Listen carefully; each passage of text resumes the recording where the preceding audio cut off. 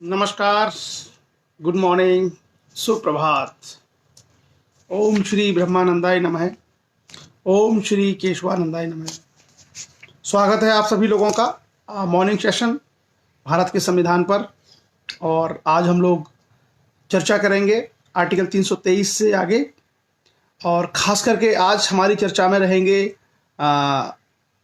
अनुसूचित जाति आयोग, अनुसूचित जनजाति आयोग, इस तरह के जो प्रावधान है संविधान में, उसकी हम लोग चर्चा करेंगे। हमारे बीच में आज चर्चा में जुड़ रहे हैं हमारे साथ मनीष लोधी राजपूत, इंजीनियर ओमकार लोधी, संजय लिलहरे, दीपक राजपूत, गिरीश भारत, मनीष कारपेंटर, नीरज राजपूत, धीरज कुमार कासगंज, पूरन सिंह पटेल साहब, सुप्रभात, Ramchandra Verma ji, Shyam Lal Lodhe, Vandana Rajput Lodhi, Munesh Rajput PTI, Shiv Mohan Singh Lodhi Panna Madhya Pradesh, Gaurav Lodhi Rajput, good morning Gaurav, Manoj Verma, Vandana Rajput good morning, fine, Devendra Patel, Satish Lodhe, Vikas Rajput, Awadh Singh Lodhi, Sanjay Lodhi, Padmesh Lodhi, good morning Padmesh ji, Om Prakash Rajput ji, engineer Shailendra Lodhi Rajput, Nirbal Lodhi, good morning, RBS Lodhi Rajput, Jai Hind Rajput, Raj Dharmendra Singh Verma advocate good morning, Lodhi Rajesh Kumar Lodh, Mahendra Pal Rajput ji Mahoba से गुड मॉर्निंग, दिगंबर दयाल लोधी राजपूत सुप्रभात मुंबई से हमारे बीच, संजय लोधी गुड मॉर्निंग, राजीव राजपूत जी कन्नौज से हमारे बीच, विकास राजपूत कासगंज से, हेमलता लोधी भिंड मध्य प्रदेश से, पुष्पेंद्र राजपूत अटगांव से, लोधी अखिलेश राजपूत, सुनील सिंह जी बांदा उत्तर प्रदेश, रमेश सिंह लोधी जी दादरी गाजियाबाद से, कृष्ण गोपाल लोधी, एडवोकेट सत्या लोधी, लोधी अखिलेश राजपूत, लोधी पीके प्रेमी गुड मॉर्निंग, चंद्रशेखर शास्त्री जी कासगंज से, अवध सिंह लोधी राजपूत, लोधी राजेश कुमार लोध, ओम श्री ब्रह्मानंदाय नमः, संतोष राजपूत, मनोज वर्मा जी नोएडा से, गुड वर्क बुलंदशहर, लोधी नितेश राजपूत औरैया, सुमन सिंह लोधी, राजकुमार राज, निर्बल लोधी, संतोष राजपूत, महेश लोधी जी गुड मॉर्निंग, यशपाल सिंह जी, राम सिंह लोधी जी प्रणाम, राम सिंह जी कैसे हैं आप, रामकृष्ण राजपूत जी, छवि राम सिंह कुशवाहा गुड मॉर्निंग कुशवाहा जी, सबल सिंह नरवरिया,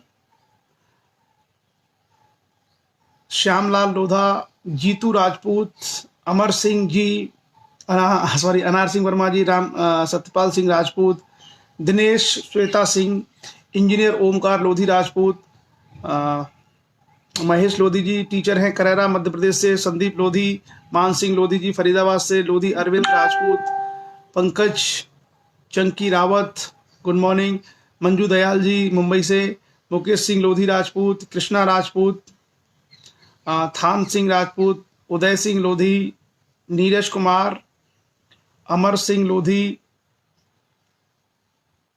गुड मॉर्निंग, शंकर सिंह राजपूत, अजय कुमार राजपूत, प्रशांत राजपूत, विकास राजपूत, प्रशांत पाल गुड मॉर्निंग प्रशांत, शंकर सिंह राजपूत, पूरन वर्मा, रविंद्र सिंह राजपूत, सन्नी राजपूत गुड मॉर्निंग, लोधी पुनीत राजपूत, ओमकार लोधी, संदीप लोधी, मनीष राजपूत, विकास लोधी, एडवोकेट उमेश राजपूत, शरद राजपूत, आरबीएस लोधी जी हमारे बीच में हैं, और Himanshu Pratap Singh Lodhi good morning Himanshu, Shankar Singh Rajput, Mayank Kumar Lodhi good morning Mayank, निर्भय सिंह, शिव सिंह आर राजपूत गुजरात से हमारे बीच में, सर्वेश राजपूत, मनीष राजपूत, मंजू दयाल जी मुंबई से हैं, पता है हमें, राजेश राजपूत, नेत्रपाल सिंह, इंदर सिंह जी भिंड, खुशी राजपूत गुड मॉर्निंग,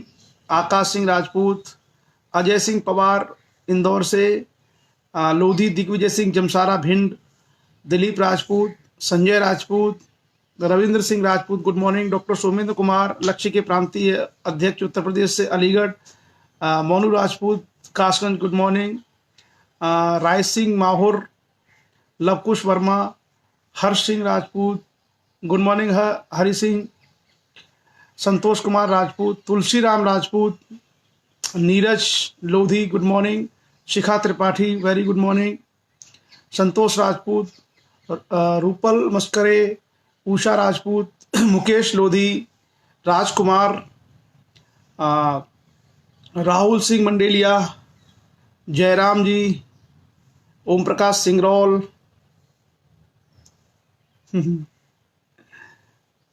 अच्छा मंजू दयाल झांसी में लॉकडाउन, कोई बात नहीं, मानवेंद्र सिंह राजपूत, प्रवीण लोधी, निषाद मनोज वर्मा, रूबल राजपूत, लोधी पुष्पेंद्र सिंह नीटू ललितपुर एमपी से, संदीप लोधी, सर्वेश सिंह, यश प्रताप सिंह, प्रमोद आर्या, ब्रजेश जी, कुलदीप राजपूत जी, अजय कुमार जी, धर्मेंद्र सिंह, मुकेश सिंह राजपूत, ब्रजेश लोधी। तो चलिए अब लगभग काफ़ी लोग जुड़ चुके हैं, 170 के आसपास लोग जुड़ चुके हैं। इंजीनियर हरि राजपूत, अनुपम राजपूत, अनूप राजपूत, होत सिंह राजपूत, सत्येंद्र राजपूत, राजेंद्र नरवरिया, सुनीता राजपूत, दिलीप राजपूत, मुकेश लोधी, राघवेंद्र सिंह वर्मा LR, यश प्रताप सिंह केशी, भाई झांसी, तुलसीराम राजपूत, लोधी महेश राजपूत, महेंद्र यादव, किरण लोधी, दिलीप राजपूत। कोई बात नहीं, कुछ लोग लॉकडाउन में फंस गए हैं, वो दुखी हो रहे हैं। सो चलिए आरंभ करते हैं आज का सेशन। और लगभग 200 के आसपास लोग अब जुड़ चुके हैं। अब हम शुरू करते हैं और बाकी लोग जो लेट से आएंगे उनके नाम आज छूट जाएंगे। कोशिश करेंगे, जैसे राकेश राजपूत जी अभी जुड़े हैं, सुनील जाट हमारे बीच में जुड़े हैं, इंजीनियर हरिओम राजपूत जी हमारे बीच में जुड़े हैं, सत्येंद्र कुमार राजपूत हमारे बीच में जुड़े हैं, आप प्रोफेसर हैं एमटी यूनिवर्सिटी में, मनोज नरवरिया जी हैं, मनोज वर्मा जी हैं, और उसके अलावा वेद हैं हमारे बीच साथ में, शिवम कुमार राजपूत भी हैं और Pushpveer Singh. So good morning and welcome to all of you.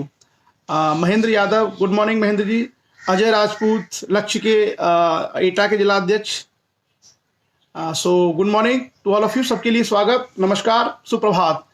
आज हम लोग आरंभ करेंगे संविधान में चर्चा आर्टिकल 323 से आगे। कल हम लोगों ने संविधान के अनुच्छेद 323 तक की चर्चा की थी और आज हम लोग 323 से आगे बढ़ेंगे और खास करके संविधान में जो अनुसूचित जाति आयोग हैं, अनुसूचित जनजाति आयोग हैं, इन आयोग के संबंध में क्या प्रावधान है। और उससे भी महत्वपूर्ण भारत का निर्वाचन आयोग, election commission of India. Doctor Narayan Patel ji थोड़ा लेट हैं आप, शिव प्रताप जी, राकेश राजपूत जी, आपका भी स्वागत है। और इलेक्शन कमीशन ऑफ इंडिया, उसके बारे में हम लोग चर्चा करेंगे। और जैसा आप जानते हैं कि चुनाव आयोग भारत की महत्वपूर्ण संवैधानिक संस्था है और बहुत बार इससे सवाल भी आते हैं और अक्सर भारत में चुनाव होते रहते हैं। तो ऐसे में हम लोगों को ये जानना जरूरी हो जाता है कि चुनाव कराने वाली सबसे बड़ी जो संस्था है, उस संस्था का नाम क्या है। That is election commission of India, Bharat का निर्वाचन आयोग। उस निर्वाचन आयोग के लिए संविधान में क्या क्या प्रावधान है, उसके अलावा उसको क्या क्या शक्तियां हैं और क्या क्या कार्य निर्वाचन आयोग करता है। साथ ही साथ निर्वाचन आयोग का कंपोजिशन या संरचना क्या होगी। सो चलिए, हरिमोहन राजपूत जी, कोई बात नहीं, कुछ लोग लेट हैं, धर्मेंद्र राजपूत, रोहित राजपूत, कुछ लोग लेट हैं, बाकी तो सब ठीक ही है, टाइम से ही है, 2-4 मिनट लोग लेट हैं, कोई नहीं। सो चलिए, तो उससे पहले, चर्चा को आरंभ करने से पहले हम लोग आज एक बात करेंगे विचार की, जो हम लोग रोजाना करते हैं, किसी न किसी बड़े विद्वान व्यक्ति का विचार या किसी स्वतंत्रता सेनानी की हम लोग बात करते हैं। तो आज हम लोग बात करने वाले हैं एक स्वतंत्रता सेनानी की। आज 3 मई है और उनकी जयंती है। आप लोग जानते होंगे कि तिरंगा भारत का राष्ट्रीय ध्वज है और इस तिरंगे के लिए भारत के अनेक लोगों ने कुर्बानियां दी, अनेक लोग इसके लिए शहीद हुए। उसी में से आज जिनका जन्म दिवस है उनका नाम था अमर शहीद गुलाब सिंह लोधी। अमर सिंह अमर शहीद गुलाब सिंह लोधी जी बेसिकली उन्नाव एक जिला पड़ता है उत्तर प्रदेश में। वहाँ पर एक गांव है चंद्रिका खेड़ा, वहाँ के निवासी थे और 3 मई को उनका जन्म हुआ था, शायद 1903। और जब देश की आज़ादी का आंदोलन चल रहा था तो उस आज़ादी के आंदोलन में भारत में स्वतंत्रता के जो सेनानी थे उनको तिरंगा झंडा फहराना अलाउ नहीं था। तो जगह जगह अंग्रेजों ने कानून बना रखे थे कि वो इस तरह का कोई कार्य नहीं कर सकते, कोई झंडा नहीं फहरा सकते। तो अमर शहीद गुलाब सिंह लोधी एक किसान थे और वो लखनऊ में एक जगह पड़ती है अमीनाबाद में, झंडे वाला पार्क, अब उसका नाम झंडे वाला पार्क है। उस पार्क में एक सभा हो रही थी स्वतंत्रता सेनानियों की। उस सभा में जाकर के एक पेड़ था, वो उस पेड़ पे चढ़े और किसान, आप लोग शायद जो गांव के लोग जानते होंगे, पैना होता है एक, पैना मतलब एक लकड़ी होती है जिससे हम खेतों में जब हल चलाते हैं तो बैलों को जब उससे थोड़ा सा मारते हैं उसको पैना बोलते हैं। तो वो पैना लेके गए छुपा करके और अपने कपड़ों के अंदर वो झंडा लेके गए थे और वहां पेड़ पे जाकर के वो पैने में लगा करके झंडा उन्होंने, क्योंकि सभा हो रही थी और उनको पेड़ पर ही अंग्रेजों ने शहीद कर दिया था। तो तिरंगा झंडा के लिए शहीद होने वाले वो पहले स्वतंत्रता सेनानी थे।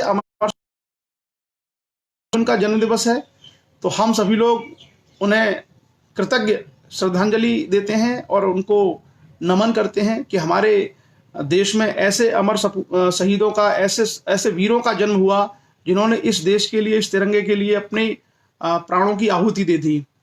तो पूरा देश अमर शहीद गुलाब सिंह लोधी जी को याद करे और संभवतः इतना बड़ा शौर्य बहुत कम लोग दिखाते हैं कि नीचे सैनिक खड़े थे, ब्रिटिश सैनिक, और उनके होते हुए भी वो व्यक्ति पेड़ पे चढ़ करके और अंग्रेज सैनिकों के सामने झंडा निकाल करके अपने कपड़ों में से और झंडा फहरा देता है। इसी कारण से उस पार्क का नाम ही झंडे वाला पार्क हो गया और उसमें अमर शहीद गुलाब सिंह लोधी जी की उसमें मूर्ति भी लगी हुई है। इतिहास के बारे में लोग कम चर्चाएं करते हैं, कम जानते हैं, इसी कारण से लोगों को ज़्यादा जानकारी नहीं हो पाती है और वो चीज़ें किताबों में और जगह पर उनका उल्लेख उतने अच्छे तरीके से हुआ नहीं है, ये लोग कम जानते हैं। आप लोग कभी अगर लखनऊ जाएं तो आप झंडे वाला पार्क में होके आ सकते हैं, वहाँ पे वो लिखा भी है सब कुछ, वहाँ पे उनका योगदान उस पर लिखा भी गया है। और भारत सरकार ने आई थिंक 2009 के आसपास एक डाक टिकट भी जारी किया था अमर शहीद गुलाब सिंह लोधी के ऊपर। तो आज का हमारा एक तरीके से एक हमें छोटा सा सब्जेक्ट भी मिल गया। अमर शहीद गुलाब सिंह लोधी जी के बारे में पढ़ें, सर्च करें थोड़ा सा, तो आपको बहुत सारी जानकारियां मिलेंगी और खास करके जो लोग उन्नाव के हैं वो लोग वो जानकारियां प्रोवाइड करा सकते हैं। आज 3 मई के दिन हमारा एक बहुत बड़ा कार्यक्रम प्रस्तावित था अमर शहीद गुलाब सिंह लोधी की जयंती पर उन्नाव में, लेकिन लॉकडाउन के कारण नहीं हो पाया।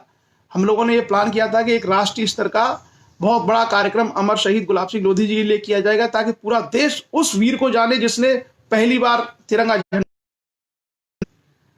तो चलिए हम उनको नमन करते हुए अपनी बात आरंभ करेंगे। और जैसा कि हमने कहा कि आज हम लोग संविधान के अनुच्छेद 323 से आगे बढ़ेंगे। कल हमने 323 में चर्चा की थी, किसकी? आर्टिकल 323 में हमने चर्चा की थी लोक सेवा आयोग की जो रिपोर्ट्स होती हैं, जो प्रतिवेदन होते हैं, वो कहाँ जाते हैं? वो राष्ट्रपति के पास जाते हैं और राष्ट्रपति दोनों, ये चर्चा हम लोगों ने कल कर ली थी। आज हम लोग चर्चा करेंगे, एक आर्टिकल हमारा छूट गया था 323 में, 323 का और 323, हाँ, छोटे छोटे आर्टिकल 323A और 323B, छोटे छोटे से आर्टिकल थे, ये कल हमारे रह गए थे। उसको हम बोलते हैं ट्रिब्यूनल्स। मतलब होता है कि जो सरकार 323 ही आप समझ लीजिए वो पर्याप्त है कि 323A में एक प्रोविजन है कि जो निगम के अधिकारी हैं या जो लोक सेवक हैं उनके विषय में अगर कोई उनके मुद्दे नौकरी इत्यादि से उठते हैं तो उसके लिए ट्रिब्यूनल बनाने की शक्ति है संसद के पास। तो उसी के तहत जैसे आपने देखा सेंट्रल एडमिनिस्ट्रेटिव ट्रिब्यूनल, कैट का नाम सुना होगा, प्रशासनिक अधिकारियों के मुद्दे मुकदमे उसमें शुरुआती स्तर पर सुने जाते हैं। तो इसी तरीके से निगम है, NTPC, ONGC, ऑयल इंडिया, गेल, स्टेल, इनके लिए जो है सुनने के लिए एक ट्रिब्यूनल्स का गठन किया जा सकता है, किसके द्वारा? संसद के द्वारा। ये आर्टिकल 323A था जो कल हमारा रह गया था। अब हम आगे बढ़ेंगे और भाग 14 हमने कंप्लीट कर लिए अब तक संविधान के। तो संविधान में कुल मिलाकर के 22 भाग हैं और हम लोगों ने अब तक 14 भाग कंप्लीट कर लिए। आज हम 15वें भाग की ओर आगे बढ़ेंगे और 15वां भाग है निर्वाचन, इलेक्शंस। और इस इलेक्शन के बारे में सभी लोगों को इंटरेस्ट होगा। जो लोग विद्यार्थी हैं उनको तो चाहिए नॉलेज, जो जागरूक लोग हैं उनको चाहिए जानकारी कि ये था क्या।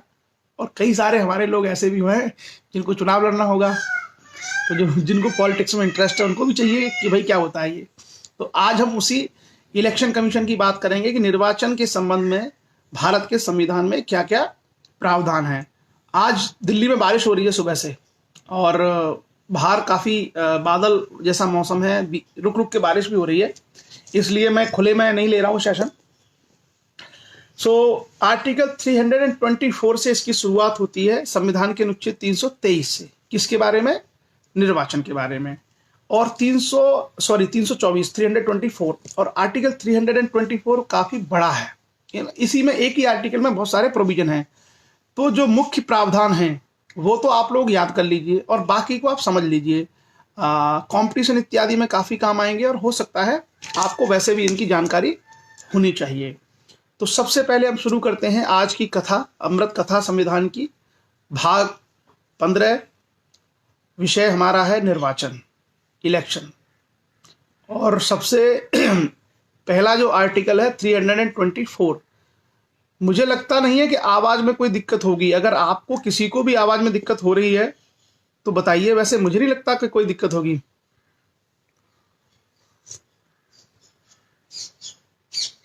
आर्टिकल 324। तो आर्टिकल 324 में 1 से लेकर के 5 प्रावधान है, 1 2 3 4 5 नहीं 6। आर्टिकल 324 में 1 से लेकर 6 प्रावधान है। तो हम 6 अगर प्रावधान जान लेंगे तो इलेक्शन कमीशन के बारे में मोटे तौर पर हमारी चीजें क्लियर हो जाएगी। तो सभी लोग थोड़ा सा ध्यान से सुने। Article 324, superintendence, directions and control of election to be vested in an election commission. Clear? निर्वाचन के अधीक्षण, निर्देशन और नियंत्रण का निर्वाचन आयोग में निहित होना। यानी जो भी इलेक्शन होंगे उनका जो सुपरिटेंडेंट होगा वो उसका डायरेक्शन देना, उस पर कंट्रोल करना, ये सारी की सारी चीजें किसके पास होंगी? इलेक्शन कमीशन ऑफ इंडिया के पास, भारत के निर्वाचन आयोग में निहित होंगी। 6 पॉइंट्स हैं, एक एक पॉइंट मैं पढ़ूंगा और आप लोग थोड़ा ध्यान से इसको सुनिएगा। पॉइंट 1 कहता है कि इस संविधान के अधीन संसद और प्रत्येक राज्य के विधानमंडल के लिए कराए जाने वाले सभी निर्वाचनों के लिए तथा राष्ट्रपति और उपराष्ट्रपति के पदों के लिए निर्वाचनों के लिए निर्वाचक नामावली तैयार कराने का और उन सभी निर्वाचनों के संचालन का अधीक्षण, निर्देशन और नियंत्रण एक आयोग में निहित होगा, जिसे इस संविधान में निर्वाचन आयोग कहा गया है। जिन लोगों को थोड़ा सा हिंदी में प्रॉब्लम है उनके लिए मैं बता दूं कि आपने देखा होगा कि लोकसभा के चुनाव होते हैं, राज्यसभा के चुनाव होते हैं, विधानसभा के चुनाव होते हैं, विधान परिषद के चुनाव होते हैं। उसके अलावा राष्ट्रपति और उपराष्ट्रपति के चुनाव भी होते हैं।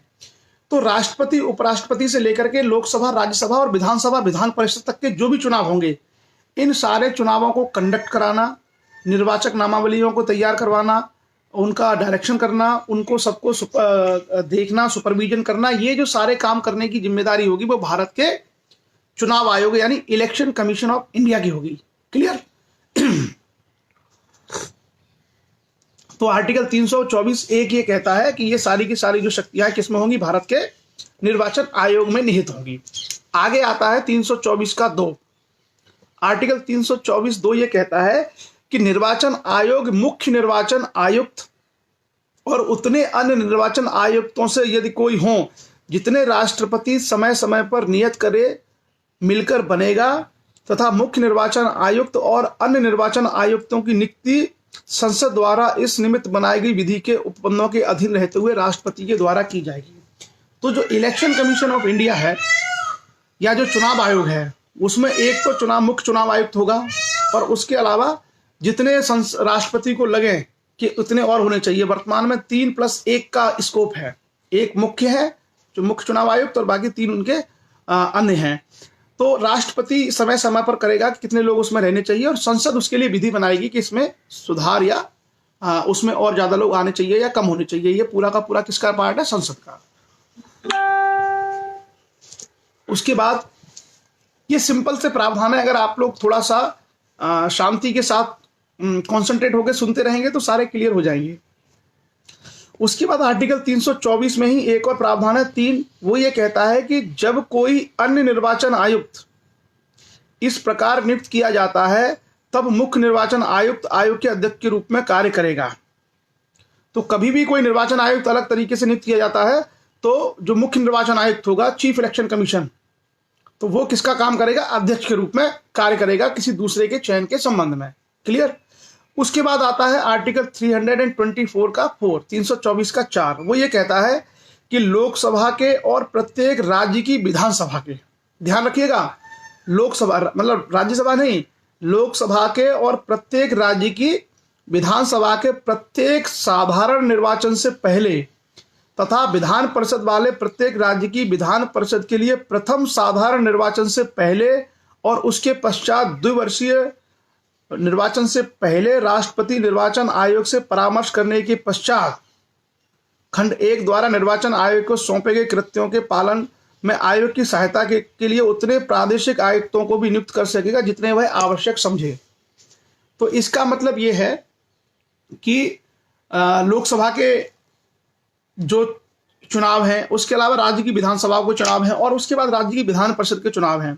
अगर निर्वाचन आयोग ये जरूरी समझता है कि स्टेट पर इलेक्शन कमीशन होना चाहिए, प्रादेशिक आयुक्त, तो अगर जितनी उनको आवश्यकता पड़ती है उतने प्रदेशों के लिए वो प्रदेश के निर्वाचन आयुक्तों की नियुक्तियां कर सकता है। आर्टिकल 324 का 4।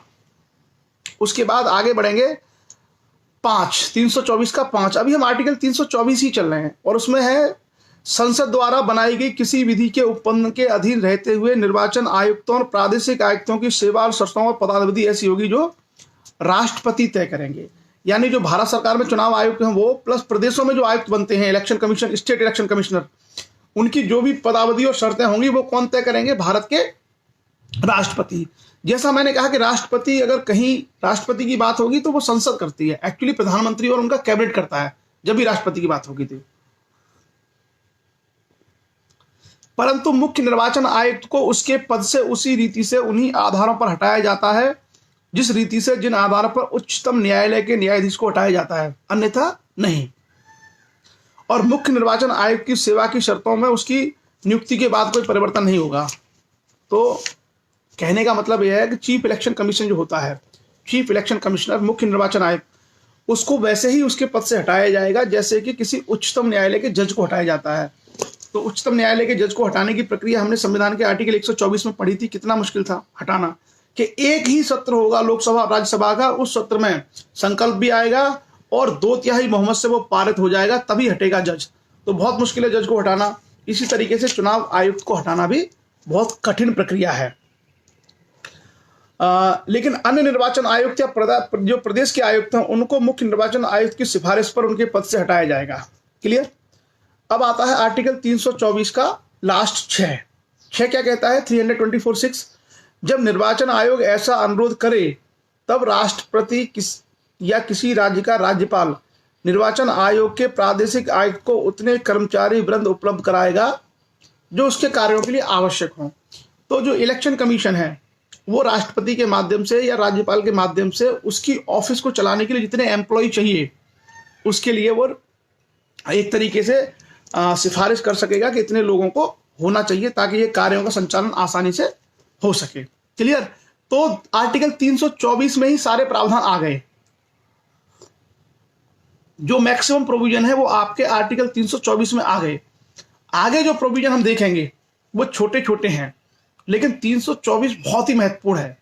आप सभी लोग इस बात को ध्यान रखना कि आर्टिकल 324 इज वेरी इंपॉर्टेंट। ये बहुत इंपॉर्टेंट आर्टिकल है, आर्टिकल 324। तो इसके जो प्रोविजन है 324 1 2 3 4 5 6। सो आप लोग इसको थोड़ा सा याद रखिएगा और कोशिश करिएगा कि इस आर्टिकल के प्रोविजन आपको याद रहे, क्योंकि कई बार कॉम्पिटिटिव एग्जाम्स में आपको ये सारी चीजें पूछी जाती हैं और क्वेश्चंस पूछे जाते हैं, इंटरव्यू इत्यादि में भी रहता है। दूसरा एक और चीज आपको क्लियर हो गई होगी, खास करके जैसे मैंने कहा कि जो विधानसभाओं के चुनाव भी जो होते हैं राज्य की विधानसभाओं के जो चुनाव भी होते हैं वो चुनाव भी इलेक्शन कमीशन ऑफ इंडिया कराता है। भारत का मुख्य जो चुनाव, जो भारत का चुनाव आयोग है वही कराता है। ठीक, अब उसके बाद आते हैं हम आर्टिकल 325, संविधान का अनुच्छेद 325। आर्टिकल 325 ये कहता है कि धर्म, मूलवंश, जाति या लिंग के आधार पर किसी व्यक्ति का निर्वाचक नामावली में सम्मिलित किए जाने के लिए अपात्र न होना। मैं आपको इंग्लिश पढ़ता हूं, थोड़ा सा कठिन है। No person to be ineligible for inclusion in और to claim to be included in a special electoral roll on ground of religion, race, caste और सेक्स। इसका मतलब यह है कि भारत में किसी भी व्यक्ति को, जो भारत का नागरिक है, उसको धर्म, मूल, वंश, लिंग, जाति के आधार पर जो निर्वाचक नामावली जो होती है, जिसको हम लोग बोलते हैं इलेक्टोरेट जो रोल, इलेक्टोरल रोल जो रोल होती है उससे बाहर नहीं होता। मतलब जैसे जिसमें किस सब मतदाताओं के जो नाम होते हैं, मतदाता सूची, आप एक तरीके से समझिए जो मतदाता सूची होती है जिसमें एक गांव के सारे लोगों के नाम होते हैं और उसके नाम के आधार पर वो अपना वोट डालते हैं। तो आर्टिकल 325 ये कहता है किसी व्यक्ति को धर्म के आधार पर, जाति के आधार पर, मूल वंश के आधार पर, लिंग के आधार पर मतदाता सूची से बाहर नहीं किया जा सकता। किसको बाहर किया जा सकता है? जिस व्यक्ति को संसद ने या विधानसभा ने कोई विधि बना करके निर्धारित डिस्क्वालीफाई कर रखा है, केवल वो आदमी, बाकी किसी भी व्यक्ति को उसके मतदान से वंचित या मतदाता सूची में उसके नाम से वंचित नहीं किया जा सकता। और खास करके जिन ग्राउंड की हमने बात की है, धर्म, जाति, वंश और लिंग के आधार पर, यानी जो ग्राउंड है रिलीजन, रेस, कास्ट और सेक्स, इसके आधार पर उसको बाहर नहीं किया जा सकता। क्लियर? उसके बाद हम बढ़ते हैं आर्टिकल 326, संविधान का अनुच्छेद 326। 326 क्या कहता है? लोकसभा और राज्यों की विधानसभाओं के लिए निर्वाचनों का वयस्क मताधिकार के आधार पर होना। तो 326 में यह प्रावधान है कि लोकसभा और राज्य की जो विधानसभा के चुनाव होते हैं, आपने देखा है प्रत्यक्ष होते हैं। जब मेंबर ऑफ पार्लियामेंट जो लोकसभा का चुनाव होता है तो हम लोग सब वोट डाल के आते हैं, लेकिन राज्यसभा के लिए हम लोग वोट नहीं डालते। इसी तरीके से जब विधानसभा का चुनाव होता है, यानी एमएलए का चुनाव होता है, तो हम सब लोग वोट डाल के आते हैं, लेकिन एमएलसी के चुनाव में हम लोग वोट सब लोग डाल के नहीं आते।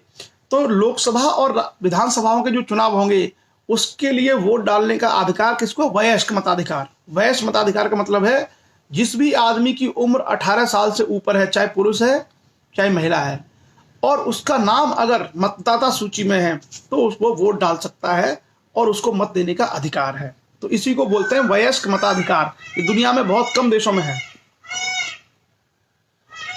उसके बाद हम आगे बढ़ते हैं।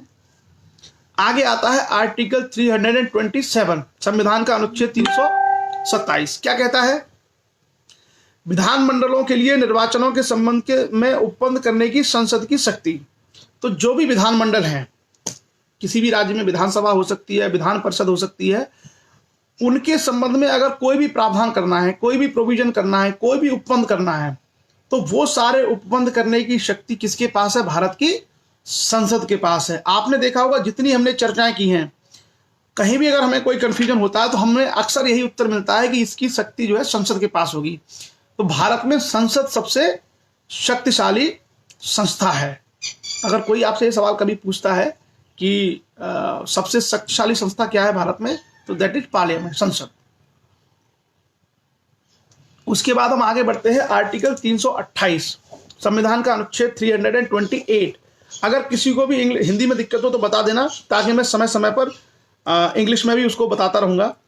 आर्टिकल 328 कहता है किसी राज्य के विधानमंडल के लिए निर्वाचनों के संबंध में उपबंध करने की उस विधानमंडल की शक्ति, power of legislature of state to make provision with respect to election to such legislative. अगर किसी राज्य के संबंध में कोई चुनाव से संबंधित मामला है तो उसके मामले में राज्य का विधानमंडल भी प्रावधान कर सकता है कुछ विषयों पर। क्लियर? ये प्रावधान दिया है आर्टिकल 328 में। उसके बाद नेक्स्ट आर्टिकल 329, 329 कहता है निर्वाचन संबंधी मामलों में न्यायालय का हस्तक्षेप का वर्जन। तो जैसे निर्वाचन के जो मामले हैं, जैसे चुनाव कब कराना है, चुनाव की जो क्षेत्र होगा उसकी परिसीमा क्या होगी, यानी परिसीमन कैसे होगा, ये जो सारे विषय हैं या चुनाव में जो क्षेत्र है उनको अनुसूचित जाति जनजाति और सामान्य वर्ग में किस तरीके से उनको किया जाएगा, ये सारे विषय ये सारे सब्जेक्ट कभी भी न्यायालय में नहीं लेके जा सकते। ये सारे सब्जेक्ट न्यायालय में नहीं जा सकते, यानी न्यायालय में इनको लेके नहीं जाया सकता। तो एक तरीके से निर्वाचन आयोग को अपना कार्य करने की स्वतंत्रता दी गई है। क्या दी गई है? स्वतंत्रता दी गई है, ताकि इन सब लोगों को ये सारी चीजें अपने काम को स्मूथली वो कंडक्ट करा पाए। Clear? So the simple provision in article 329 that is bar to interference by court in electoral matters. Electoral matters में कभी भी कोर्ट का इंटरफेरेंस नहीं होगा। क्लियर? नेक्स्ट हम आगे आएंगे, that is article 329A। So 329A article अब हटा दिया है संविधान से, उस आर्टिकल का प्रोविजन अब नहीं है, उसको निरसित कर दिया है। क्लियर? अब नेक्स्ट हम आते हैं, ये हमारा पूरा का पूरा जो प्रोसीजर था it was related to the election commission of India. So election commission of India में हमने देखा कि इलेक्शन कमीशन ऑफ इंडिया क्या होता है आर्टिकल 324 में। उसके बाद उसमें कितने कमिश्नर होते हैं, चीफ कमिश्नर कौन होता है, स्टेट के लिए कैसे अपॉइंटमेंट होते हैं, उनका कार्यकाल क्या होता है, उनको उनके पद से कैसे हटाया जाता है, उनकी शक्तियां क्या हैं, और इलेक्शन कंडक्ट कराने के लिए, चुनाव इत्यादि कराने के लिए वो जो सारी चीजें बनाते हैं वो क्या होती हैं। That is clear? सो ये जो सारे प्रोविजन से, ये सारे प्रोविजन रिलेटेड थे किससे? चुनाव आयोग से, निर्वाचन आयोग से। क्लियर? नेक्स्ट हम आते हैं, अब ये संविधान का जो पार्ट 15 था, we have completed the part 15 of the constitution of India. Now we will discuss part 16 of the constitution of India. Bharat का संविधान का अनुच्छेद भाग 15 हमने कंप्लीट कर लिया, और अब हम लोग चर्चा करेंगे भाग 16 के बारे में कि संविधान का भाग 16 क्या है। क्लियर? सो आगे बढ़ते हैं, और भाग 16 में है कुछ वर्गों के संबंध में विशेष उत्पन्न, special provisions relating to certain classes. Special provision related to certain classes, यानी कुछ ऐसे वर्ग हैं, उन वर्गों के लिए संविधान में प्रावधान है। खास करके किस तरह के वर्ग, जैसे SC, ST या उसके अलावा आपके जो OBC वर्ग हैं उसके लिए। अच्छा, इसमें कुछ ना अननेसेसरी एलिमेंट भी आ गए हैं इस चर्चा में। जिन लोगों ने उनको इनवाइट किया है उनको इससे बाहर निकाल दीजिए, क्योंकि इसमें बहुत सारी महिलाएं भी हैं और बहुत सारे अच्छे लोग भी इसमें थोड़ा सा ध्यान रखें आप लोग। ऐसे लोगों को, जो इस तरह के लोग जो इसमें डिस्टर्बिंग एलिमेंट कहीं से आ गए हैं, इनको बाहर निकाल दिया जाए, और जो समझदार लोग हैं केवल वो उसमें रहे, क्योंकि इसमें बहुत सारे लोग इस तरीके के हैं। क्लियर? और सो आगे हम लोग चर्चा करेंगे भाग 16 पर। आर्टिकल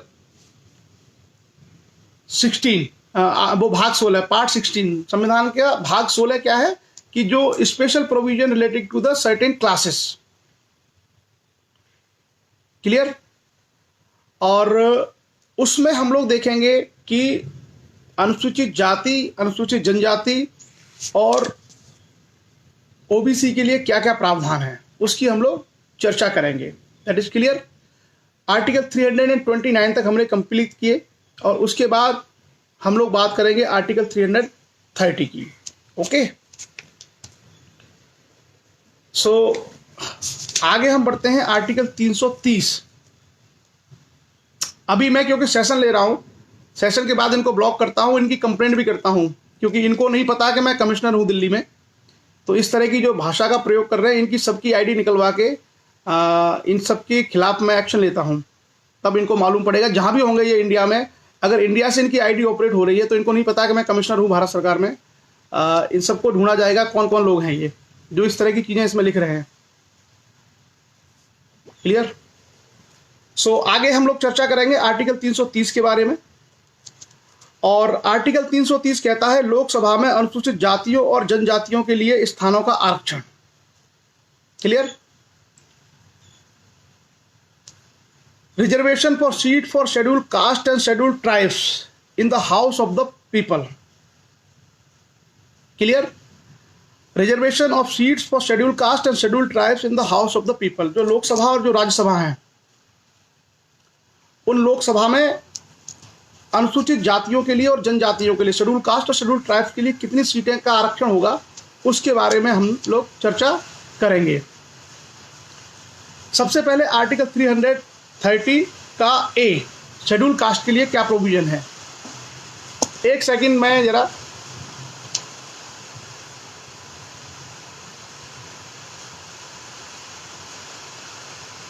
ऐसे कुछ जो एलिमेंट इसमें घुसा है उनको ब्लॉक करता हूं, तो इनके अगेंस्ट कंप्लेंट भी मैं फाइल करता हूं आज।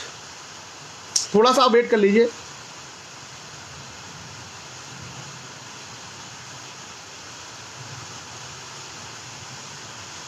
दो लोगों को अभी मैंने ब्लॉक किया है, और भी मैं देख रहा हूं कि और भी अगर कोई है।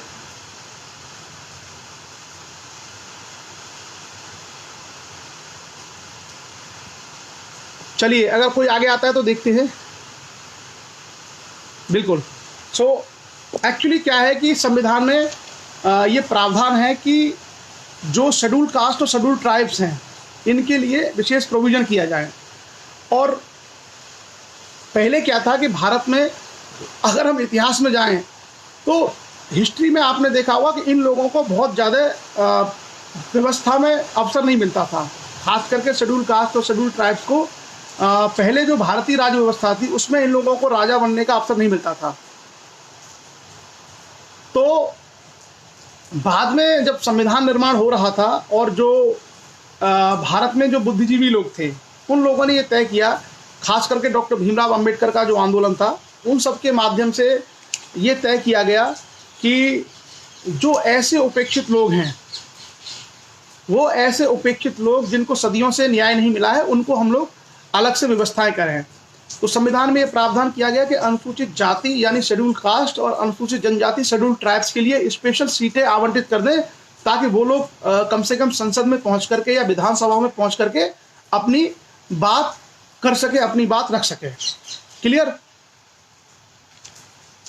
सो आर्टिकल 330 कहता है अनुसूचित जाति शेड्यूल्ड कास्ट के लिए क्या प्रावधान है कि जो शेड्यूल्ड कास्ट के लिए जो एरियाज हैं भारत में, उन सारे क्षेत्रों में उनकी जनसंख्या के अनुपात में उनको सीटें आरक्षित की जाएगी। आप लोगों ने देखा होगा कि आप लोगों का जो क्षेत्र है, उस क्षेत्र के आसपास भी आपने देखा होगा कोई कोई रिजर्व सीट होगी, जिस रिजर्व सीट पर या तो एससी का सांसद बनता होगा या कोई सीट ऐसी होगी जिस पे आपका एसटी का सांसद बनता होगा। उसके अलावा जैसे मध्य प्रदेश में एसटी के लिए सीटें बहुत ज़्यादा हैं। क्लियर? मध्य प्रदेश में एसटी के लिए सीटें बहुत ज़्यादा हैं, और जो यूपी इत्यादि राज्यों में एससी के लिए सीटें बहुत ज़्यादा हैं। तो ये दर्शाता है कि संविधान में उन सब के लिए उपबंध करते हुए सीटों का आरक्षण किया गया है। वर्तमान में मैं ये टास्क आप लोगों के ऊपर छोड़ रहा हूँ कि आप लोग बताइए चेक करके कि कितनी सीट हैं लोकसभा में जो अनुसूचित जाति के लिए आरक्षित हैं, और कितनी सीटें हैं लोकसभा में जो अनुसूचित जनजाति के लिए आरक्षित हैं। क्लियर? ये आपके लिए टास्क है। आप लोग ये सेशन भी देखते रहिएगा, और जिनको इसका जवाब आता है वो कमेंट में लिख दीजिएगा कि एससी के लिए लोकसभा में इतनी सीट्स हैं और एसटी के लिए इतनी सीटें हैं। और 2001 की जनगणना को आधार बना करके इनको फिक्स किया गया। 2026 में इसके बारे में पुनर्विचार किया जाएगा सीटों में परिवर्तन का। यह है आर्टिकल 330 का या 330 ए। उसके बाद हम आगे आते हैं आर्टिकल 331। आर्टिकल 331 ये कहता है कि जो लोकसभा है उस लोकसभा में आंग्ल भारतीय एंग्लो इंडियन के जो लोग हैं, उस एंग्लो इंडियन के अगर उनका सही रिप्रेजेंटेशन नहीं है तो आर्टिकल 331 में ये प्रावधान है कि 2 लोगों को राष्ट्रपति नॉमिनेट कर सकता है, मैक्सिमम 2 लोगों को। आपको पता होगा ना, जब पहले हम संसद के बारे में चर्चा कर रहे थे कि लोकसभा में कितने मेंबर होंगे, तो वहां हमने कहा था कि लोकसभा में अधिकतम 550 मेंबर हो सकते हैं और 2 मेंबर हो सकते हैं एंग्लो इंडियन कम्युनिटी से। तो हम जो संविधान की चर्चा कर रहे हैं, ये कब की चर्चा कर रहे हैं? जब संविधान बना था, जब संविधान लागू हुआ था। तो हम लोग जो संविधान की चर्चा कर रहे हैं वो 1950 वाली है। तो 1950 में इस बात को ध्यान में रखते हुए ये प्रावधान किया गया था कि एंग्लो इंडियन समुदाय के अगर लोग लोकसभा में नहीं है तो राष्ट्रपति अधिकतम 2 लोगों को लोकसभा में नॉमिनेट कर सकते हैं। एंग्लो इंडियन का मतलब क्या होता है? एंग्लो इंडियन का मतलब होता है ऐसे लोग जो भारत में रह रहे थे, अंग्रेज पुरुष, और जिन्होंने भारतीय स्त्रियों से शादियां की थी, उनकी जो संतान है उनको एंग्लो इंडियन कहा जाता है। तो अब तो वैसे आमतौर पर कोई इक्का दुक्का ही लोग हैं, जैसे डेरिक ओब्रायन जो तृणमूल कांग्रेस के शायद सांसद हैं, संभवतः वो एंग्लो इंडियन समुदाय से हैं। आप चाहें तो चेक कर लेना, फैक्ट जहां तक मुझे याद है वो शायद एंग्लो इंडियन कम्युनिटी से हैं। डेरिक ओब्रायन, ममता बनर्जी हैं, उनकी जो पार्टी है तृणमूल कांग्रेस, उसके वो सांसद हैं। क्लियर? सो राष्ट्रपति को ये शक्ति है 331 में कि वो 2 लोगों को अधिकतम इसके लिए भेज सकते हैं। क्लियर? उसके बाद आगे हम लोग बढ़ते हैं। आगे है आर्टिकल 332। आर्टिकल 332 कहता है कि राज्यों की विधानसभाओं में अनुसूचित जातियों और अनुसूचित जनजातियों के लिए स्थानों का आरक्षण। तो जो हमने 330 में देखा था लोकसभा में आरक्षण था, उसी तरीके से आर्टिकल 332 में है कि एससी और एसटी के लिए राज्य की जो विधानसभाएं हैं उन विधानसभाओं में भी सीटों को आरक्षित किया गया है। जैसे आप यदि उत्तर प्रदेश के निवासी हैं तो आप देखेंगे कि आपके जो विधानसभाएं हैं उनमें से आपके जिले की किसी न किसी एक विधानसभा में कोई ना कोई सीट आपको मिल जाएगी जो एससी के लिए आरक्षित है। आप अगर मध्य प्रदेश के निवासी हैं तो मध्य प्रदेश में क्या है कि एसटी की जनसंख्या ज़्यादा है, शेड्यूल ट्राइब्स की 20% के आसपास है, तो वहाँ पर एसटी के लिए सीट्स ज़्यादा रिजर्व है। तो अगर आप एमपी के रहने वाले हैं तो आपको अपने एक आसपास के एरिया में कोई ना कोई सीट ऐसी मिल जाएगी जो या तो एससी के लिए आरक्षित होगी या एसटी के लिए। तो संविधान के अनुच्छेद 330 में जहां ये व्यवस्था है कि लोकसभा में एससी और एसटी के लिए सीटें आरक्षित रहेंगी, उसी प्रकार से राज्य की जो विधानसभाएं हैं उनमें आर्टिकल 332 के तहत एसटी और एसटी के लिए सीटें आरक्षित रहेगी। और इन सीटों की जो संख्या है वो उस राज्य की जनसंख्या में जो उनका अनुपात है उसी के अनुसार होगी। जैसे मान लीजिए उत्तर प्रदेश में अगर 20% आबादी एससी है तो लगभग 20% सीटें विधानसभा की आरक्षित कर दी जाएगी अनुसूचित जाति के लिए। इसी प्रकार से मान लीजिए मध्य प्रदेश में एसटी की आबादी 20% है तो वहाँ 20% सीटें आरक्षित कर दी जाएगी एसटी के लिए। लेकिन जनरल और ओबीसी के लिए लोकसभा और विधानसभाओं में कोई सीट आरक्षण नहीं होता है। जनरल और ओबीसी के लिए कोई सीटों का आरक्षण लोकसभा या किसी भी राज्य की विधानसभाओं में नहीं होता है। क्लियर? संविधान में उसके बारे में कोई भी प्रबंध नहीं है। अभी क्या है, बारिश बहुत तेज हो रही है, सो है ना, बहुत तेज आवाज़ आ रही है बाहर से। मैं एक काम करता हूँ, ये ना गेट बंद करता हूँ ताकि मेरी आवाज़ क्लियर आपके पास आती रहे। इधर थोड़ा ज़्यादा बारिश हो रही है।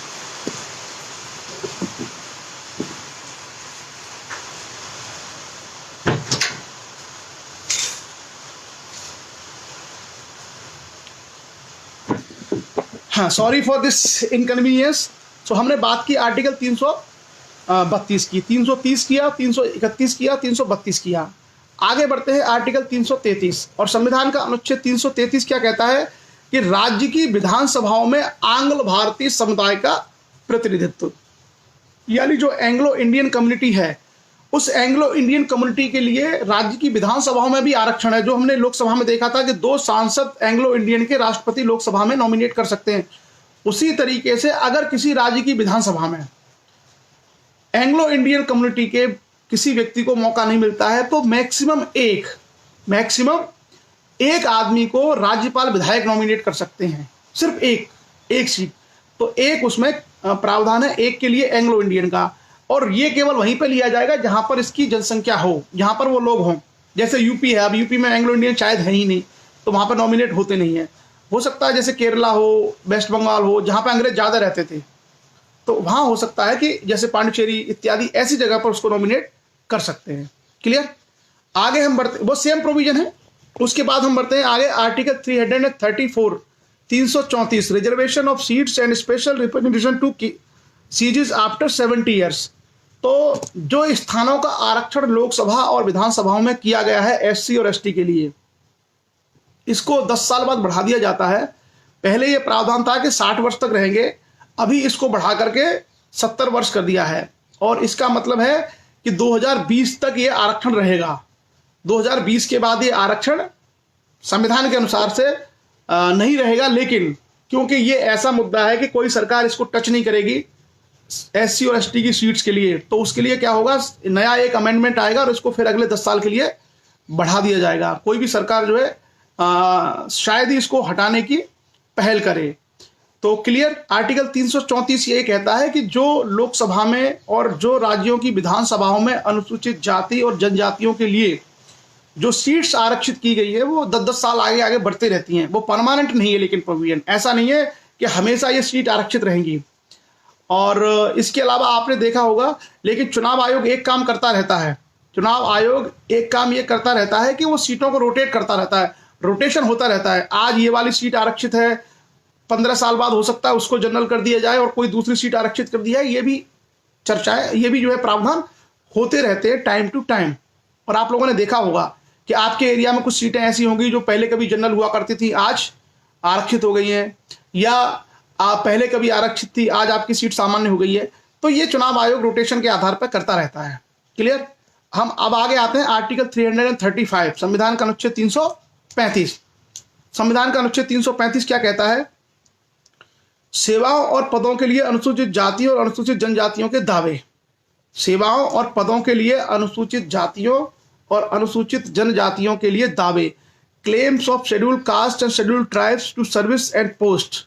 तो इसमें है, प्रावधान है कि संघ या किसी राज्य के कार्यकलाप से संबंधित सेवाओं और पदों के लिए नियुक्ति करने में अनुसूचित जातियों, अनुसूचित जनजातियों के सदस्यों के दावों का प्रशासन की दक्षता बनाए रखने की संगति के आधार पर ध्यान रखा जाएगा। तो जैसा हमने कहा कि अगर कहीं किसी सर्विस में इनकी आवश्यकता पड़ती है तो सर्विस में भी इस बात का ध्यान रखा जाएगा कि अनुसूचित जाति और जनजाति के लोग भी उसमें शामिल हों, किसी भी तरह की सर्विस हो। तो ये आर्टिकल 335 में एक स्पेशल प्रोविजन है उनके लिए। क्लियर। आगे बढ़ेंगे हम और संविधान का अनुच्छेद 336 आर्टिकल 336 की हम बात करेंगे। और आर्टिकल 336 क्या कहता है? कुछ सेवाओं में आंग्ल भारतीय समुदाय के लिए विशेष उपबंध। हो सकता है कुछ इस तरह की सर्विस हो।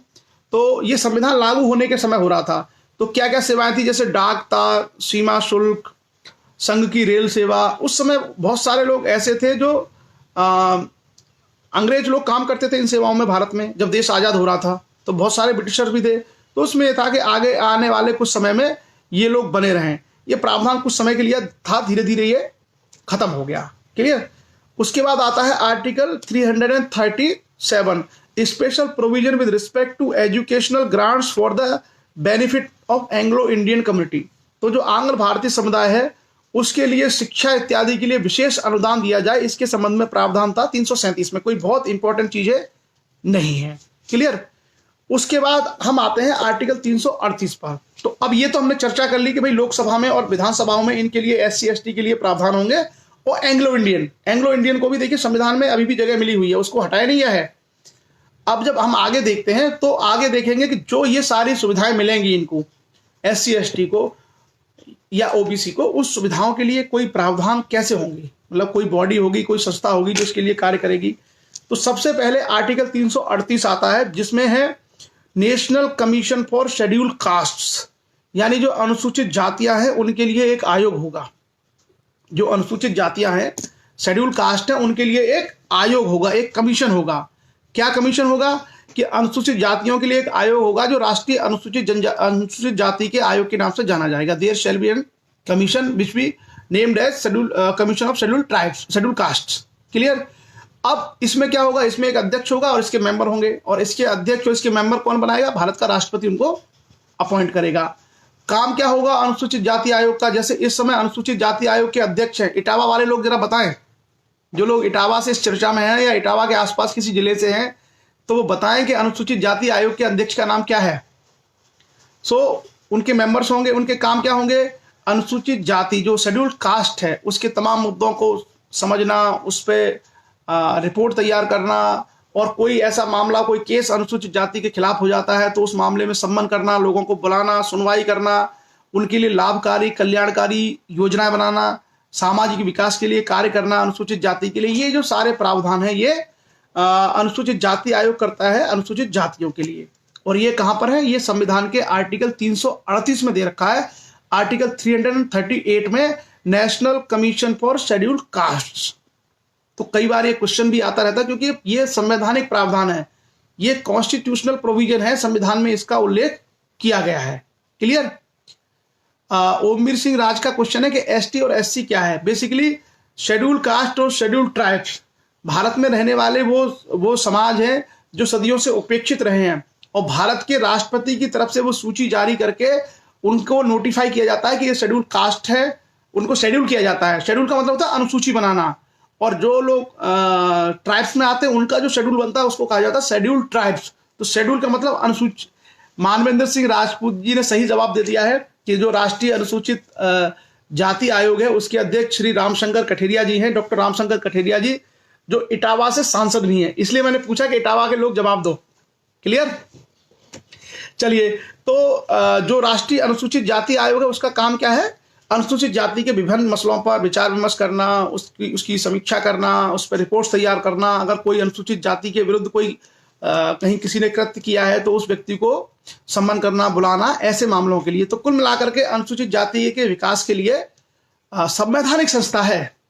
अगर कोई आपसे पूछे कि संवैधानिक संस्था के रूप में क्या है, अनुसूचित जाति आयोग है। अनुसूचित जातियों के लिए जितने भी उनके लिए उपाय हो सकते हैं वो करने का कार्य इसके द्वारा किया जाता है। डॉक्टर नारायण पटेल का कहना है कि अनुसूचित जाति आयोग के सदस्य अनुसूचित जाति के ही होते हैं क्या? बिल्कुल। अनुसूचित जाति आयोग का जो मेंबर होंगे वो सारे अनुसूचित जाति के लोग ही होंगे। अनुसूचित जनजाति आयोग जो होगा उसके सारे मेंबर अनुसूचित जनजाति के होंगे। और जो अभी ओबीसी कमीशन बन गया है, पहले जो ओबीसी कमीशन नहीं था, अब ओबीसी कमीशन को संवैधानिक दर्जा दे दिया है पिछले वर्ष सरकार ने। तो जो ओबीसी कमीशन बना है उसके भी सारे मेंबर्स जो है ओबीसी ही होंगे। क्लियर। वो कमीशन पर्टिकुलर एक सोसाइटी को या पर्टिकुलर एक कम्युनिटी को ध्यान में रखते हुए बनाए गए हैं, क्योंकि संविधान में इसका उल्लेख था, इसलिए संवैधानिक प्रावधानों के अनुसार उसको बनाया गया है। क्लियर। तो आगे हम आते हैं आर्टिकल 338 हमने किया। 338 का 338A। तो जैसे हमने 338 में देखा था अनुसूचित जाति आयोग, उसी प्रकार से 338 का या 338A में होता है राष्ट्रीय अनुसूचित जनजाति आयोग, national commission for scheduled tribes. तो आर्टिकल 338 है national commission for scheduled caste, और आर्टिकल 338A है national commission for scheduled tribes. Clear. Clear. तो आपको स्पष्ट हो गया होगा। अनुसूचित जाति जो आयोग है वो 338 में है और अनुसूचित जनजाति आयोग 338 का में है। कभी कभार ये सारी चीजें लोगों को स्पष्ट नहीं हो पाती हैं। ये जो प्रावधान है ये संवैधानिक है, और इसके बारे में कई बार क्वेश्चंस भी आते हैं, और कई बार इसको लेकर के ये बड़ा इंपॉर्टेंट टॉपिक रहता है।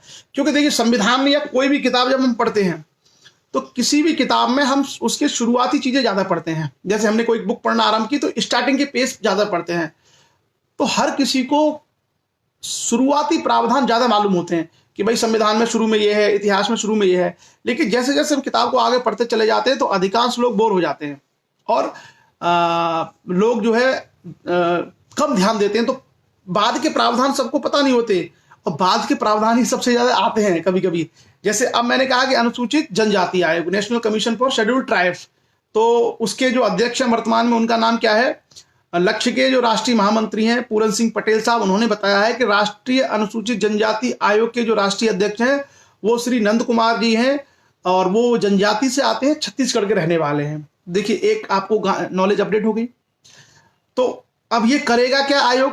जो 338 का में जो अनुसूचित जनजाति आयोग है, इसका काम क्या होगा? वही अनुसूचित जातियों के बारे में रिपोर्ट तैयार करना, उनकी वेलफेयर के काम करना, उनके बारे में क्या क्या पॉलिसी चल रही हैं, क्या क्या नीतियां हैं, और उनके खिलाफ अगर कोई अत्याचार होता है तो उसकी देखभाल करना, उसकी सुनवाई करना।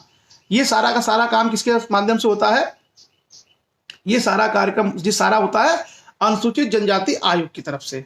क्लियर। जैसे किसी आदिवासी एरिया में कुछ आदिवासियों की जमीनों को अधिग्रहण किया जा रहा है या उन पर कोई अत्याचार किया जा रहा है, तो वहां पर वो जाकर के अपनी कंप्लेंट दर्ज करा सकते हैं राष्ट्रीय अनुसूचित जनजाति आयोग में, और आयोग फिर संबंधित पक्षों को सम्मन करेगा कि भाई ऐसा आप क्यों कह रहे हैं।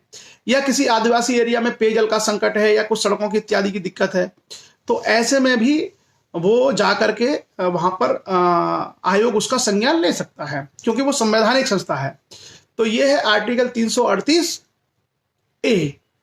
अब देखिए, पिछले साल संविधान में एक संशोधन किया गया था। बेसिकली संविधान में एक अनुच्छेद था 340। 340 में यह था कि राष्ट्रपति को अगर लगे कि सामाजिक और शैक्षणिक रूप से पिछड़े वर्गों का विकास नहीं हो रहा है तो उसके लिए एक आयोग नियुक्त कर सकेगा। तो पिछले वर्ष भारत सरकार ने ओबीसी के लिए भी एक आयोग नियुक्त कर दिया और उसको संवैधानिक दर्जा दे दिया है। उससे पहले ओबीसी के लिए जो आयोग नहीं होता था उसको कोई संवैधानिक दर्जा नहीं था। पिछले वर्ष भारत सरकार ने एक अधिनियम पारित करके ओबीसी को संवैधानिक दर्जा दिया है, ओबीसी कमीशन को। तो 338 बी जोड़ा है। मैंने कहा ना कि संविधान में अलग से प्रावधान नहीं आते, अलग से आर्टिकल 395 के बाद ऐड नहीं होगा, पुराने ही किसी आर्टिकल में क्या होगा, चीजें ऐड कर दी जाती हैं।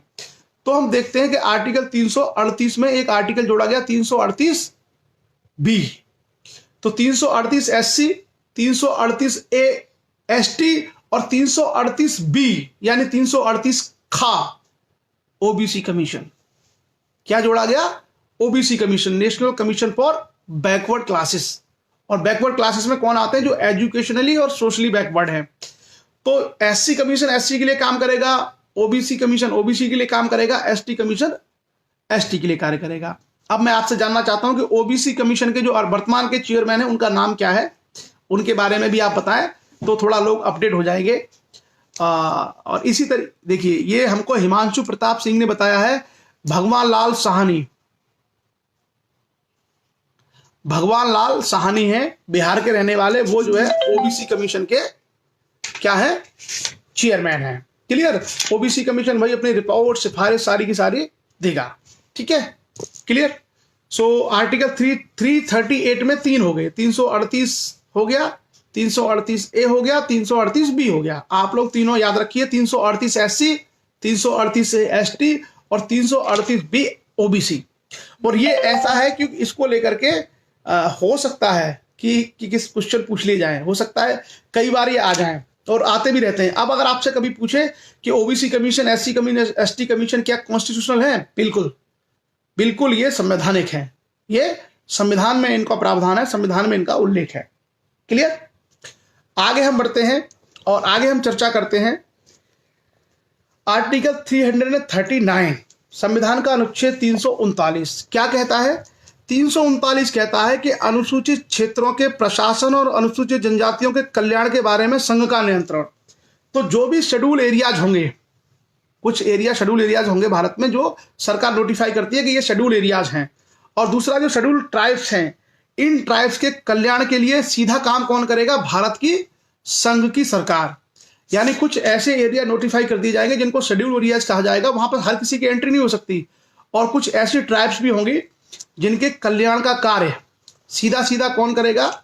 इनके कल्याण का कार्य सीधे सीधे संघ के माध्यम से किया जाएगा। क्लियर? आगे हम बढ़ते हैं अब आर्टिकल 340।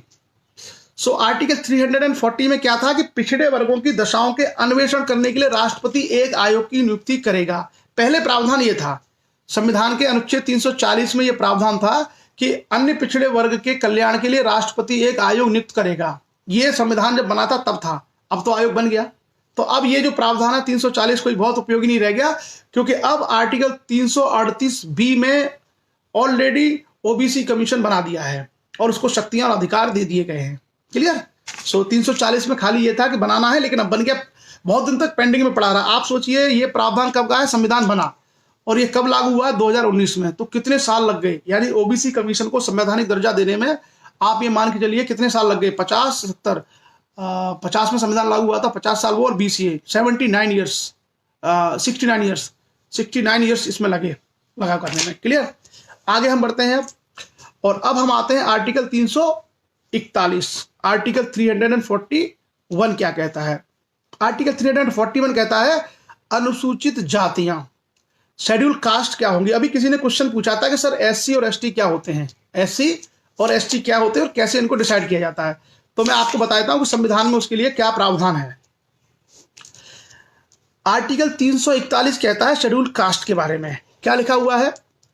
एससी के बारे में, राष्ट्रपति किसी राज्य या संघ राज्य क्षेत्र के संबंध में और जहां वह राज्य है वहां उसके राज्यपाल से परामर्श करने के पश्चात लोक अधिसूचना का मतलब पब्लिक नोटिफिकेशन बोलते हैं, के द्वारा उन जातियों, मूल वंशों या जनजातियों अथवा जातियों, मूल वंशों या जनजातियों के भागों या उनके यूथों को विनिर्दिष्ट कर सकेगा जिन्हें इस संविधान के प्रयोजन के लिए यथास्थित उस राज्य के संबंध में अनुसूचित जातियां समझा जाएगा। तो राज्यपाल इत्यादि से परामर्श करके राष्ट्रपति किसी भी पर्टिकुलर क्षेत्र की जातियों को, जनजातियों को, या जो भी वहां समुदाय रहता है उन समुदायों को पब्लिक नोटिफिकेशन में जनजाति या जाति आर्टिकल 341 में क्या घोषित कर सके, schedule caste. Clear, schedule caste उनको नोटिफाई किया जा सकता है, लेकिन परामर्श उसके बारे में लिया जाएगा। और आर्टिकल 342 ये कहता है कि उसी तरीके से राष्ट्रपति कुछ क्षेत्रों में कुछ मूल वंशों को, कुछ जातियों को, कुछ समुदायों को संविधान के अनुच्छेद 342 में क्या घोषित कर सकता है, पब्लिक नोटिफाई के माध्यम से, शेड्यूल ट्राइब्स। तो क्लियर, 341 शेड्यूल कास्ट और 342 शेड्यूल ट्राइब्स। अब हम लोगों ने कुल मिलाकर के संविधान के भाग कंप्लीट कर लिए 16। तो आज हम लोगों ने संविधान का भाग 15 पूरा किया और संविधान का भाग 16 पूरा कर लिया। आज जितने भी प्रावधान थे मुझे लगता नहीं है बहुत कठिन थे, क्योंकि हमने शुरुआत की थी अधिकरण ट्राइब्यूनल से, जो लोक सेवकों और निगम के अधिकारियों के लिए ट्राइब्यूनल बनता है 323A में। उसके बाद जो हमने इलेक्शन कमीशन देखा, भाग 15 में जो चुनाव आयोग है, आर्टिकल 324, 325, 326, 327, 28, 29 तक आपने देखा सिंपल प्रोविजन है। कोई उसमें ऐसी कठिन चीज नहीं थी कि आयोग में कौन जाएगा, आयोग के सदस्य को कैसे हटाया जाएगा, ये सारी चीजें हम लोगों ने देखी। और उसमें कोई विशेष प्रावधान हम लोगों को ऐसे नहीं थे जो समझ में नहीं आए होंगे। उसके बाद हमने भाग 16 देखा था। भाग 16 में अनुसूचित जाति के लिए क्या प्रावधान है, जनजाति के लिए क्या प्रावधान है, और ओबीसी के लिए आयोग इत्यादि के बारे में क्या प्रावधान है। तो मुझे लगता है कि जो आर्टिकल हमने चर्चा किए आज, आर्टिकल 323 से लेकर के आर्टिकल 342 तक, वो सब आप लोगों के शायद स्पष्ट हो गए होंगे, कोई दिक्कत नहीं हुई होगी भाग 15 और 16 में। अगर आपको इन दो भागों के बारे में, संविधान के भाग 15 और संविधान के भाग 16, यानी जो हमने आज चर्चा की चुनाव आयोग के बारे में, इलेक्शन कमीशन ऑफ इंडिया के बारे में, और दूसरी चर्चा हमने की SC ST और OBC के लिए जो विशेष आयोग हैं, प्रावधान हैं, उसके बारे में, अगर उसमें कहीं आपको कोई दिक्कत हो, कोई भी सवाल अगर आपका है तो आप पूछ सकते हैं, ताकि हम उसका आंसर आपको दे सकें। क्लियर, कोई भी क्वेश्चन अगर आपका रहता है। संवैधानिक दर्जा क्या होता है? संवैधानिक दर्जा का मतलब होता है कि संविधान में संशोधन करके संविधान के किसी अनुच्छेद में उस चीज को लिख देना, उसको बोलते हैं संवैधानिक दर्जा। क्लियर। भूपेंद्र सिंह लोधी का सवाल है, संविधान का अनुच्छेद 331 क्या है, आर्टिकल 331 में क्या प्रोविजन है, उसको वो दोबारा जानना चाहते हैं। तो आर्टिकल 331 भूपेंद्र है कि लोकसभा में आंग्ल भारतीय समुदाय का प्रतिनिधित्व, जैसे जो लोकसभाएं होती हैं, उस लोकसभा में कुल मिलाकर के अधिकतम 550 सदस्य हो सकते हैं जो चुन करके आते हैं, और 2 सदस्य आंग्ल भारतीय यानी एंग्लो इंडियन से, वो 2 सदस्य वहां पर नॉमिनेट किया जा सकते हैं राष्ट्रपति के द्वारा। ये संविधान के अनुच्छेद 331 में है। तो आमतौर पर यदि राष्ट्रपति को यह समाधान हो जाता है कि एंग्लो इंडियन लोग सांसद बन के नहीं आए हैं, तो उनके 2 लोगों को, अधिकतम 2 लोगों को, हो सकता है एक कोई करे राष्ट्रपति, लेकिन अधिकतम 2 लोगों को वो नॉमिनेट कर सकता है एंग्लो इंडियन कम्युनिटी से भारत की लोकसभा में, आर्टिकल 331। क्लियर। और कोई क्वेश्चन अगर आपका रहता है इस पार्ट से, जो हमने आज कितने 324 से स्टार्ट किया और 343 तक हम लोग आ गए, तो हमने 20 आर्टिकल आज किए हैं। इन 20 आर्टिकल में अगर कोई आपका सवाल है कहीं से भी, तो वो आप पूछ सकते हैं। नौखे राजपूत का कहना है कि संविधान में कितने, संविधान में अनुच्छेद 395 ही हैं। 395 के बाद जो जोड़े गए हैं वो उन्हीं अनुच्छेदों में, कहीं ए कर दिया, कहीं बी कर दिया, कहीं सी कर दिया, कहीं का, खा, गा, घा, इसी तरीके से कर दिए हैं। क्लियर। भारत की अंतर्राष्ट्रीय सीमा से लगे हुए जनपदों के सभी व्यक्तियों को क्या अनुसूचित जनजाति का दर्जा मिलता है? नहीं। डॉक्टर सोमेंद्र कुमार अलीगढ़ का यह सवाल है। ऐसा नहीं है। जो अंतर्राष्ट्रीय सीमा से जो लगे हुए जिले हैं उसके सभी लोगों को अनुसूचित जनजाति का दर्जा नहीं मिलता। अनुसूचित जाति और अनुसूचित जाति को शेड्यूल किया जाता है, अनुसूचीबद्ध किया जाता है भारत के राष्ट्रपति के द्वारा संबंधित राज्य के राज्यपालों से परामर्श करने के बाद। शिखा त्रिपाठी का क्वेश्चन है, सर क्या स्टूडेंट को कभी इक्वल वैल्यू नहीं दी जाती? इक्वल टाइम स्टडी तो सब एक जैसे करते हैं, फिर किसी को कुछ परसेंटेज छूट क्यों? ये जो क्वेश्चन है शिखा त्रिपाठी, ये है कि जैसे जो लोग हैं जिनको सदियों से शिक्षा नहीं मिली है, जिनको बहुत पहले से शिक्षा इत्यादि नहीं मिली है, उनकी जो परिस्थितियां हैं वो उतनी अच्छी नहीं रही हैं। इसलिए सरकार ने सामाजिक न्याय को ध्यान में रखते हुए, खास करके संविधान निर्माताओं ने सामाजिक न्याय को ध्यान में रखते हुए ये प्रावधान किए कि ऐसे समुदाय, ऐसे वर्ग जो जनजाति रहे, जिनमें सदियों से शिक्षा नहीं रही है, उनको और उनकी पीढ़ियों को, उनके बच्चों को कुछ छूट देते रहे ताकि वो लोग भी मुख्य धारा में शामिल हो सके।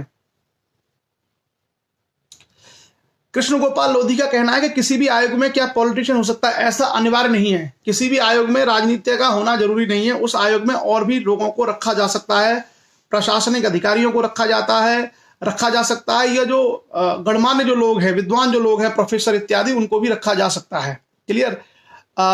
342 तक क्लियर? हाँ, आर्टिकल 342 तक हो गया। 340 आर्टिकल के बारे में पूछा है भगवान सिंह लोधी ठाकुर ने। 340, तो मैंने कहा था 340 में यह था कि संविधान जब बना था तो उसमें यह कहा गया कि राष्ट्रपति ओबीसी जातियों के कल्याण के लिए एक आयोग बनाएंगे, नियुक्ति कर सकेंगे। अब वो कर दिया है, पिछले सरकार ने 2019 में उसको कर दिया है, तो वो पूरा हो गया।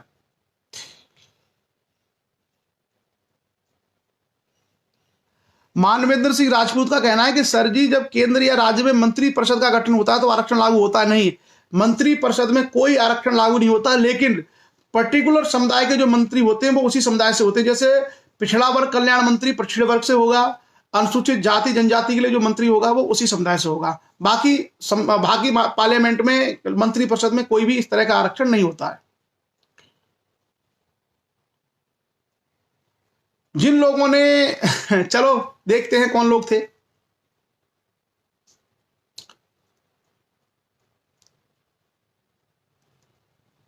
आर्टिकल 325 के बारे में पूछा है आकाश सिंह राजपूत ने कि आर्टिकल 325 में क्या प्रावधान है।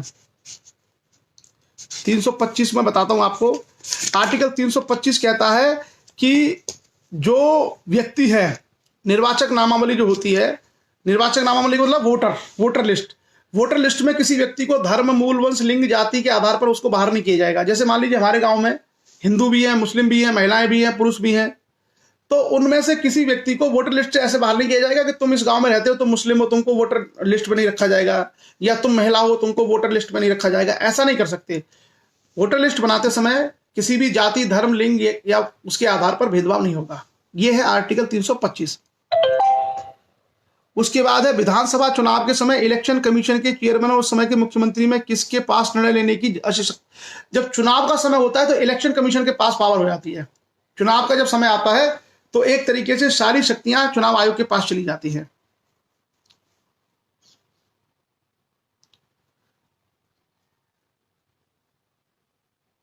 हाँ, जो भी आयोग, जो भी देखिए, जो संवैधानिक जो आयोग होगा, उस संवैधानिक आयोग का दर्जा भारत की संचित निधि या राज्य की संचित निधि से दिए जाएंगे, और प्रॉपर वो पोस्ट होती है, एक तरीके से प्रॉपर वो पोस्ट होती है, और उनको सारे वेतन भत्ते, सारी सुविधाएं, प्रोटोकॉल सब मिलेगा।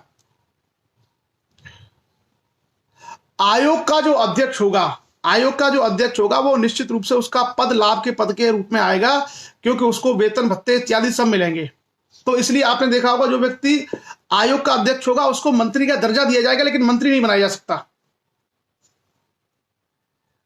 क्लियर? सेंट्रल गवर्नमेंट में जो आईएएस होते हैं उनको स्टेट गवर्नमेंट हो सकते हैं, तो वो स्टेट में भी, हाँ, जो सेंट्रल गवर्नमेंट के जो आईएएस होते हैं, आसिफ इकबाल, वो स्टेट में भी जा सकते हैं। बिल्कुल, आसिफ उनको स्टेट में भी लेके जा सकते हैं। क्लियर?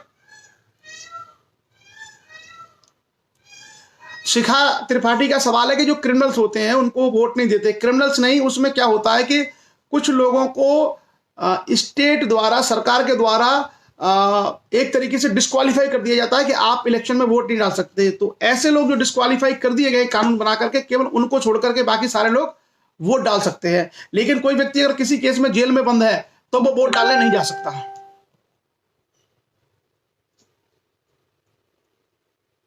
राम लोधी का कहना है 60 में संविधान संशोधन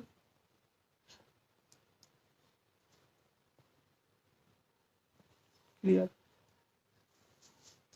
सबल सिंह नरवरिया का कहना है कि जो ओबीसी कमीशन है उसका कार्य क्या होगा। ओबीसी कमीशन का कार्य होगा कि ओबीसी वर्ग जो होता है, अदर बैकवर्ड क्लासेस, उनकी पूरी की पूरे छानबीन करना, रिपोर्ट तैयार करना, उनकी स्थिति देखना, उसके बारे में सिफारिशें देना और ओबीसी वर्ग की प्रगति, उसके कल्याण के लिए जो योजनाएं इत्यादि चल रही है उनको देखना। ये काम करेगा पिछड़ा वर्ग आयोग, राष्ट्रीय पिछड़ा वर्ग आयोग, national commission for backward classes, NCBC उसको बोलते हैं। क्लियर। सो मुझे लगता है ज्यादातर आपके अंदर जो जिज्ञासाएं थी, ज्यादातर जो सवाल थे, वो सवाल क्लियर हो गए होंगे। मैं आप लोगों से सिर्फ इतना ही कहूंगा कि आप जो फ्रिंज एलिमेंट हैं, अनावश्यक जो एलिमेंट्स हैं, उनको इनवाइट मत करिएगा प्लीज। आप लोग अपनी आईडी से केवल अच्छे ही लोगों को इनवाइट करिए जो इस चर्चा में, क्योंकि हम लोग शिक्षा पर बहुत गंभीर चर्चा करते हैं और इसमें बहुत सारी गर्ल्स स्टूडेंट भी जुड़ती हैं, इसमें बहुत सारी लेडीज भी जुड़ती हैं। तो उल्टी सीधी लैंग्वेज को बोलने वाले लोगों को प्लीज आप लोग इनवाइट ना करें इस चर्चा के लिए। क्लियर।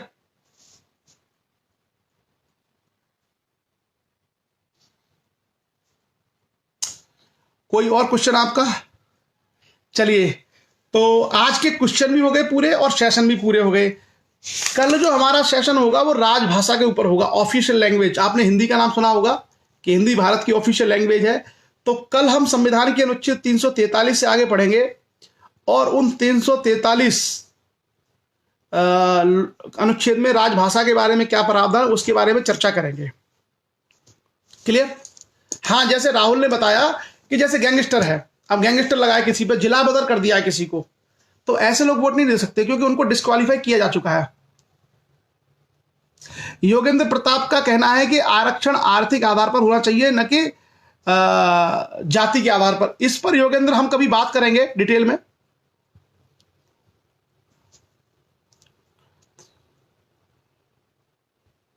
नहीं, एमपी अलग चीज होती है, मिनिस्टर कृष्ण गोपाल, एमपी अलग चीज होती है, मिनिस्टर अलग, वो मंत्री नहीं बन सकते। धर्मेंद्र सिंह को कोई स्कूल खोलना है भाई, किसी को जानकारी हो तो इनको बता देना स्कूल खोलने की प्रक्रिया के बारे में। वैसे आपको शिक्षा विभाग के अधिकारियों से संपर्क करना है, पर्टिकुलर लैंड चाहिए, पर्टिकुलर बिल्डिंग आपको चाहिए, तब आप अप्लाई करेंगे और सारी जो चीजें आप कंप्लीट कर लेंगे मानक, तब आप विद्यालय खोल सकते हैं। क्लियर। उमा राजपूत का मतलब है कि डीएम और कमिश्नर में क्या फर्क होता है। मैं आपको उमा जी ये बता दूंगा। बेसिकली क्या होता है, डिस्ट्रिक्ट मजिस्ट्रेट जो जिला अधिकारी होता है, जिले पर होता है, कमिश्नर अलग अलग विभाग के होते हैं, लेकिन जिला अधिकारी से ऊपर जो उसका सीनियर होता है वो कमिश्नर होता है।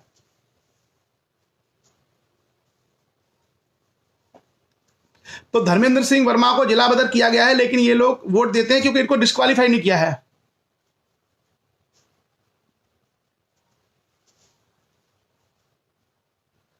सो चलिए, क्लियर। अब हम लोग पोएम की तरफ बढ़ते हैं आज के सेशन में। मुझे लगता है क्वेश्चन सारे कवर हो गए दोनों टॉपिक्स के, और कोई ऐसा विषय नहीं रहा जिसको जिस टॉपिक, जिस आर्टिकल को हमने टच नहीं किया, जिसकी हमने इंटरप्रिटेशन नहीं किया। मुझे लगता है सारी चीजें हम लोगों ने कवर की हुई है।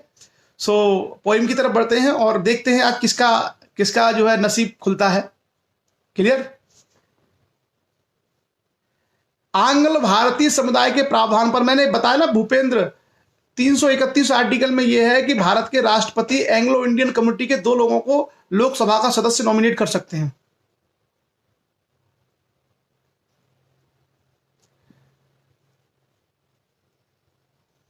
पूरी जानकारी मैं बता दूंगा स्कूल के लिए।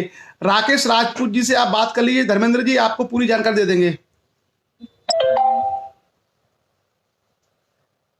नहीं, आसिफ डीआईजी पूरे स्टेट के लिए नहीं होता, डीआईजी एक जो है मंडल के लिए होता है। पूरन सिंह लोधी जी ने कहा है कि मंडल कमीशन और काका कालेलकर कमीशन की स्थिति संवैधानिक थी या नहीं। नहीं, जो आयोग इस तरह के आयोग बनते हैं ये सिफारिश के आयोग होते हैं, ये संवैधानिक स्थिति वाले आयोग नहीं होते हैं। ओबीसी कमीशन जो अब बना है ये संवैधानिक है। चलिए, तो कविता की ओर बढ़ा जाए। सबके क्वेश्चन तो पूरे हो गए। आप लोग पढ़िए, सभी लोग जो है पढ़ते रहिए। आप लोग शिक्षा देखिए, मुझे लगता है कि अगर शिक्षा हासिल करके अगर आप अपना बौद्धिक स्तर ऊपर कर लेते हैं तो आपकी तमाम समस्याओं का समाधान अपने आप हो जाता है। कई बार लोगों को लगता है कि मतलब जाति या ये जो चीजें हैं वो आपको सपोर्ट कर सकती है, लेकिन समुदाय या जिस क्षेत्र से आप आए हैं, लेकिन अगर आप अगर काबिलियत पैदा नहीं करेंगे, आप अगर अपने आप को इंटेलिजेंट नहीं बनाएंगे, तो फिर बहुत सारी चीजें भी आपका सहयोग नहीं कर सकती हैं। तो हमेशा हम लोग इस बात का ध्यान रखें कि बौद्धिक उन्नति होती रहनी चाहिए। आप चाहे जहां भी हैं, जिस भी क्षेत्र से हैं, आप अपने आप को मतलब एजुकेशन के मामले में पीछे ना रखें। क्लियर? अब मैं कविता के लिए आपके लिए लेके आता हूं, और आज हम देखते हैं किसकी लॉटरी लगी है। डीजीपी पूरे स्टेट का एक होता है, हाँ आसिफ, जो डीजीपी होता है डायरेक्टर जनरल ऑफ पुलिस, वो पूरे प्रदेश का पुलिस महकमे का सबसे बड़ा अफसर होता है। क्लियर? अभी कुछ लोगों को और सेशन चाहिए हम लोग कोशिश करेंगे कि बाकी चीजों पर भी सेशन लें, ठीक है? तो सो कविता की ओर चलते हैं। कविता में हमारे बीच में आज देखिए कविता कहां कहां से आई है। एक कविता छोटी सी किसी ने भेजी है, नाम नहीं मुझे याद आ रहा है, और उसके अलावा एक कविता भेजी है सुरेंद्र कुमार लोधी महारेरा एटा, उनकी एक कविता आई है हमारे बीच में, और एक कविता आई है मुनेश राजपूत कासगंज उत्तर प्रदेश से, और एक जो कविता है वो उसमें मुझे नाम नहीं मिल रहा है। सो मैं पढ़ता हूं सबसे पहले छोटी सी कविता, शायद किसी बच्ची ने भेजी है। कविता है मेरा भारत देश है अपना, कोई छोटी सी बच्ची है उसकी कविता है ये, 4 लाइन की बस। मैं शुरू करता हूं। हाँ, कविता है मेरा भारत देश है अपना, मेरा भारत देश है अपना, डॉक्टर वैज्ञानिक है मेरा सपना, मेरा भारत देश है अपना, डॉक्टर वैज्ञानिक है मेरा सपना, मैं चाहता हूं डॉक्टर बन जाऊं, अपने देश की तरक्की कराऊं। किसी छोटे बच्चे की कविता है, मुझे नाम याद नहीं आ रहा किस बच्चे ने भेजी है। मैं चाहता हूं डॉक्टर बन जाऊं, अपने देश की तरक्की कराऊं, विज्ञान गणित और संविधान पढ़ूं, अपने देश का नाम रोशन करूं।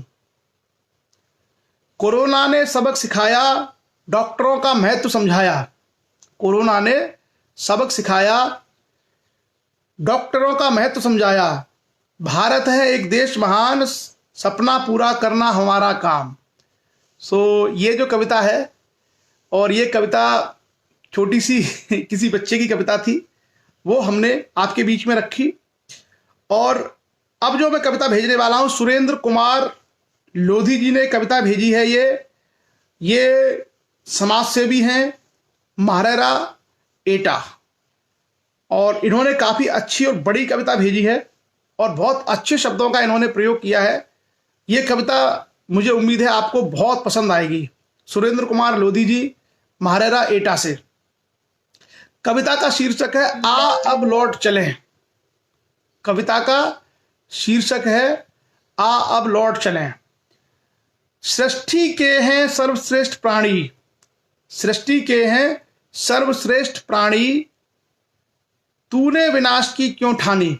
मतलब मनुष्य के लिए है कि मनुष्य सृष्टि का सर्वश्रेष्ठ प्राणी है, और कहां कहां मनुष्य ने गलतियां की हैं। सृष्टि के हैं सर्वश्रेष्ठ प्राणी, तूने विनाश की क्यों ठानी। अध्यात्म का शून्य मोक्ष से है, अध्यात्म का शून्य मोक्ष से है, विज्ञान का शून्य यानी वायरस या परमाणु मौत से है। अध्यात्म का शून्य मोक्ष से है, विज्ञान का शून्य परमाणु वायरस मौत से है। अध्यात्म का शून्य आदि से है, तो विज्ञान का शून्य अंत से है। अध्यात्म का शून्य अजर अमर है, तो विज्ञान का शून्य मतलब वायरस को इन्होंने माना है, विज्ञान का शून्य क्षणभंगुर है। अध्यात्म के शून्य में संसार एक परिवार है, अध्यात्म के शून्य में संसार एक परिवार है, विज्ञान के शून्य में केवल विनाश और व्यापार है। अध्यात्म में शून्य कामना है, विज्ञान में शून्य केवल विनाश और एक धारणा है। नासा दुनिया के विनाश की प्रयोगशाला है। नासा दुनिया में विनाश की प्रयोगशाला है। अंतरिक्ष में अमेरिका की शून्य आयुधशाला है। इधर ड्रैगन भी पीछे नहीं है, उसके भी इरादे छिपे नहीं हैं। इधर ड्रैगन भी पीछे नहीं है, उसके भी इरादे छिपे नहीं हैं। ड्रैगन का वुहान भी उसके वायरस की प्रयोगशाला है। स्वाइन फ्लू कोरोना से दुनिया की आहुति देने की यज्ञशाला है। आवागमन सभी व्यापार ठप है। आवागमन व्यापार सभी ठप हैं। अदृश्य भयाक्रांति शांति है। अदृश्य भयाक्रांति शांति है। त्राहिमाम त्राहिमाम का क्रंदन है। त्राहिमाम त्राहिमाम का क्रंदन है। कोरोना की चैन से सभी भ्रांति हैं। मत हाथ मिलाओ, मत गले लगाओ, नमस्ते ही उपयुक्त है। बर्गर पिज्जा फास्ट फूड सब छोड़ दो, प्रतिरोधक शक्ति के लिए अपनी रसोई ही उपयुक्त है। बर्गर पिज्जा फास्ट फूड सब छोड़ दो, प्रतिरोधक शक्ति के लिए अपनी रसोई ही उपयुक्त है। योग प्राणायाम अनुलोम विलोम कपाल भाती। योग प्राणायाम अनुलोम विलोम कपाल भाती अध्यात्म जीवन के हैं। सादा भोजन, शुद्ध भोजन, सात्विक सोच, इससे सभी शून्य लाचार हैं। चलिए, बहुत बहुत धन्यवाद। और एक संदेश परक कविता उन्होंने दी। उस कविता में जीवन पद्धति और अध्यात्म की महत्ता को उन्होंने बताया कि जिस तरीके से हम लोग योग प्राणायाम सात्विक भोजन ये सब चीजें छोड़ करके दूसरी जो हमने संस्कृति अपनाई, जिसके कारण आज मानव जाति के सामने एक बड़ा संकट खड़ा हो गया है, और उसके लिए हमें अध्यात्म करना, प्राणायाम करना, योग करना, ये सब अपनाना होगा ताकि हम इन चीज़ों से लड़ सकें। सो बहुत अच्छी कविता सुरेंद्र कुमार जी की। और सुरेंद्र कुमार जी शायद इस सेशन में हैं या नहीं, पता नहीं मुझे, लेकिन हम उन्हें बहुत बहुत धन्यवाद करते हैं। और आगे आज के इस सत्र की अंतिम कविता मुनेश राजपूत जी हैं, कासगंज से, पीटीआई, उनकी एक कविता है। और मुनेश राजपूत जी ने शिक्षा पर कविता लिखी है। मुनेश राजपूत जी लक्ष्य के भी सक्रिय स्वयंसेवक हैं और अखिल भारतीय लोधी महासभा कासगंज के आप जिला अध्यक्ष भी हैं। पेशे से आप शिक्षक हैं और समर्पित समाज सेवी हैं। उनकी कविता है हमारे साथ। उन्होंने कविता में थोड़ा सा हमारे लिए भी लिखा है। अभी आज केवल 3 ही कविता लेंगे। जिनकी कविता आज आई हैं वो कल सुनाई जाएगी। हम लोग 3-4 कविता ही एक बार में लेंगे ताकि ओवरडोज ना हो। क्लियर? सो मुनेश राजपूत जी की कविता है। उन्होंने मेरे नाम से शुरू की है कि अमरपाल सर बोले मुझसे यों गुणगान नहीं होगा। अमरपाल सर बोले मुझसे यों गुणगान नहीं होगा। जब तक शिक्षा दूर रहेगी देश महान नहीं होगा। जब तक शिक्षा दूर रहेगी देश महान नहीं होगा। अक्षर अक्षर दीप जलाना, अक्षर अक्षर दीप जलाना हम सबको सिखलाएंगे। बच्चे बूढ़े नौजवान सब शिक्षित होकर जाएंगे। बच्चे बूढ़े नौजवान सब शिक्षित होकर जाएंगे। यही धर्म है, यही कर्म, यही धर्म है और यही कर्म। दूजा अब काम नहीं होगा।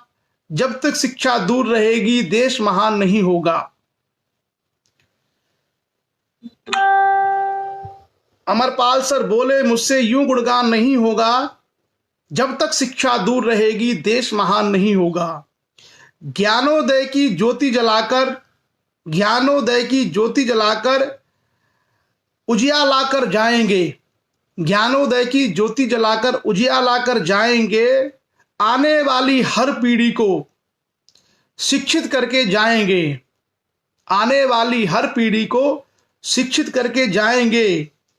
ज्ञानी हो और ज्ञान न दे, ज्ञानी हो और ज्ञान न दे, उसका सम्मान नहीं होगा। ज्ञानी हो और ज्ञान न दे, उसका सम्मान नहीं होगा। जब तक शिक्षा दूर रहेगी देश महान नहीं होगा। जब तक शिक्षा दूर रहेगी देश महान नहीं होगा। तो बहुत सुंदर कविता, बहुत सुंदर पंक्तियां।